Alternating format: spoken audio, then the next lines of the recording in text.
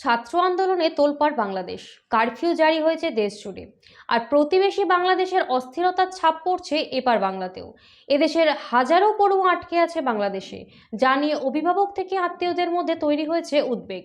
Internet পরিষেবা বন্ধ থাকায় যোগাযোগের ক্ষেত্রেও সমস্যা হচ্ছে বলে জানা গিয়েছে উদ্বিগ্ন পরিবার সূত্রে।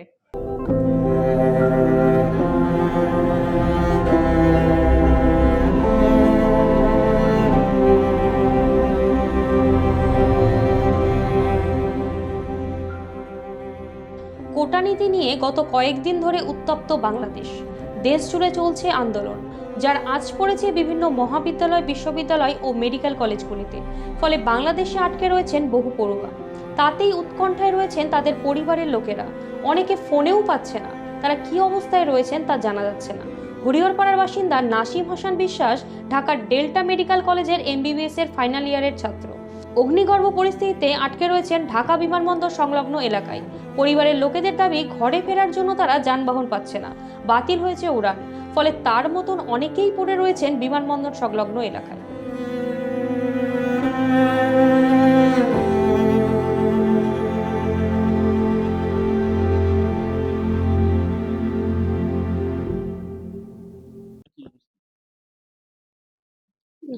ওর সঙ্গে আমার গত পরশু দিন মানে 2:30টার সময় কথা বললাম। তখন সব ঠিকঠাক ছিল। ওদের বললো, মা আমাদের কলেজে ভাঙচুর হয়েছে, সিকিউরিটি গার্ডকে মেরে দিয়েছে। দিয়ে তখন 0.5 ঘন্টা মতো ঠিকঠাক কথা হলো। দিয়ে রাত্রে যখন কল করি তখন নেট অফ, মানে পুরো ইন্টারনেট বন্ধ। তখন কোনোভাবেই যোগাযোগ করতে পারছিলাম না। ভীষণ টেনশন, ঘুম নেই রাত্রে, খাওয়া দাওয়া নেই কারো। পরে ছোট ছেলে কিভাবে করলো তো ঠিক স্পষ্ট কথা বোঝা যাচ্ছে না, দু একটা এটা এটা এরকম। যে পরশুদিন মানে রাত 2টো 2:30টার মধ্যে ওদের কলেজ থেকে ওদের প্রিন্সিপাল এবং সেক্রেটারি স্যার মানে ব্যবস্থা করে দিয়েছিল গাড়ির, কিন্তু এতটাই রিস্ক ছিল যে সেই গাড়ি বাতিল হয়ে যায় এবং অ্যাম্বুলেন্স, ছেলে আবার অ্যাম্বুলেন্স ডাকে 6খানায় অ্যাম্বুলেন্সে করে ওরা 60 জন মতো আসে এয়ারপোর্টে। পরশু থেকে এয়ারপোর্টে আছে।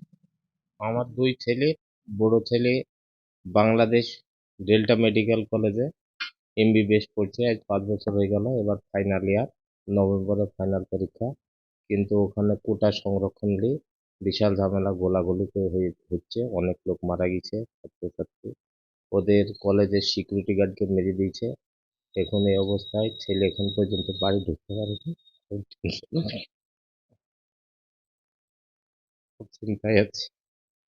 যোগাযোগ হয়েছে? কালকে রাত্রে একটু যোগাযোগ হয়েছে।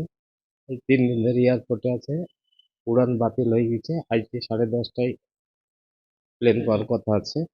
এখন দেখা যাক কি হচ্ছে।